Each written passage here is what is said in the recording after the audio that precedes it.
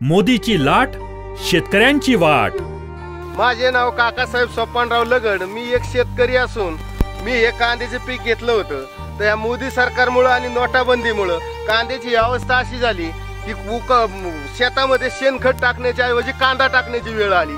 शेणखत टाकायला मोदी सरकारमुळे जनावरं राहिली नाहीत. आम्ही दुधाला बाजार नसल्यामुळे जनावरं विकली. आज नोटाबंदी मोदी सरकारने केलेली. आपण जर बाजारात गेलं तर कुठल्याच शेतीमालाला बाजारभाव नाही. आणि मग अशी जर अवस्था झाली तर शेतकऱ्याची मुलं शाळा कशी शिकायची?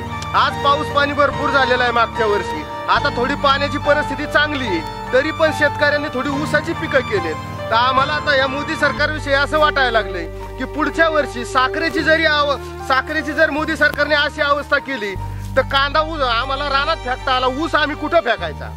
मोदी सरकार हे असं आम्ही इतक्या विश्वासाने मोदी सरकारला मतदान केलं की आज आमच्या इथं आमची शेतकऱ्याची मन आहे की भरवशाच्या म्हशीला टोनगा, अशी परिस्थिती मोदी सरकारची झालेली आहे. आणि आज मुख्यमंत्री काय सांगतील की तुम्ही शेतकऱ्यांनी सरकारवर आधारित राहू नका.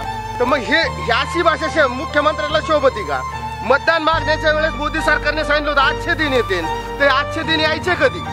आमच्याकडे जर जमिनी शिल्लक नाही राहिले तर 800 दिन येऊन उपयोग काय? आम्हाला एकतर जमिनी विकावं लागते, नाही तर आत्महत्या करावं लागेल. 800 दिनचे स्वप्न दाखवली. मोदी सरकारनं शेतकऱ्यांची वाट लावली.